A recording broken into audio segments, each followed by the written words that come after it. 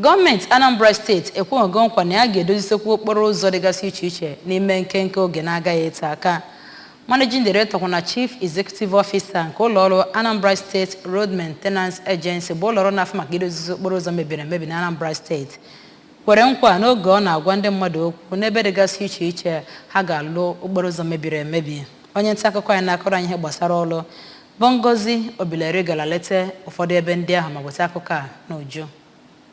Ụzọ ndị ahụ ndị gọọmenti na-ekpochigasị onuru dị na ya gụnyere mpaghara ọbanye na bata ochie nke dị na New Market Road Onitsha, ebe a nọkwara n'otu aka ahụ wee na-ekpochapụsị ọwa mmiri dị na akụkụ ya bụ ụzọ. Ebe ọzọ bụkwa ụzọ awara awara si Onitsha gaa Asaba na mpaghara ụlọọgwụ Toronto, ihu ahịa Relief Market nke dị n'Ọgbaru, Tazan Junction nke dị n'okporo ụzọ awara awara Onitsha Owerri, ebe a na-akpọ Toll Gate Ogbunike nke dịkwazị n'okporo ụzọ awara awara Enugu Onitsha, ụzọ Nnobi Nnọkwa gawara Nnewi, ya na mpaghara Amawbia n'ụzọ si Amawbia gaa n'Ise gaa Agụrụ na Ekwulọbịa. Ụzọ ndị ọzọ gụnyere akụkụ ebe ụkwụ na-aga nke dị n'ụzọ awara awara si Enugu wee na-aga Onitsha, ebe ha bidoro ya bụ ọrụ site na iru obi gọọmenti nke dị n'Ọka wee ruo na Amawbia bypass.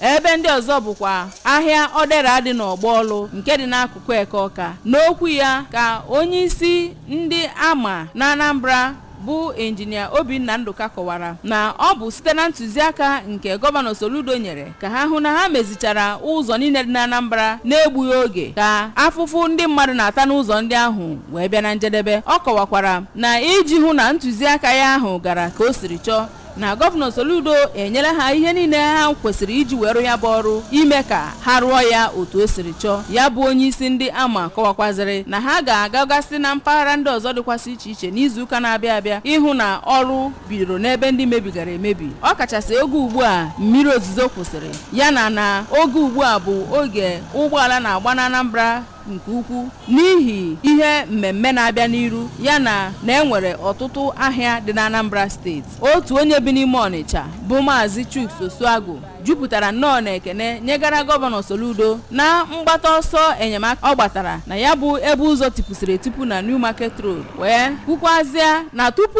arụba ya bụ ihe na ya bụ ụzọ bụ nnọọ nnukwu ọdachi ka ọ bụ dịrị ha. Na Odera Market nke dị n'Ọka, ụfọdụ ndị na-azụ ahịa na ya bụ mpaghara bụ ndị gụnyere Maazị Linus Moka, Solomon Chigbo, Nnaemeka Nweke na Sunday Igwe kụpụrụ nnọọ gọvanọ Soludo aka na ihe ọ na-eme gbasara ịhụ na enwere ezigbo okporo ụzọ awara awara na mpaghara dị iche iche na Anambra, dịka ha kwararịrị ihe nhịahụ na ahụhụ ha tagoro na ya bụ ụzọ tupu ebido ọrụ na ya. Oge ndị nta akụkọ ABS rutere na ya bụ Odera, ndị ọrụ ARMA bụ ndị ahụ hụrụ na ya bụ ebe ka ha na-awụgasị akụrụngwa eji edozi ụzọ ka ọ kwụrụ chịm. Site n'Ọka, abụ m Ngozi Obileri.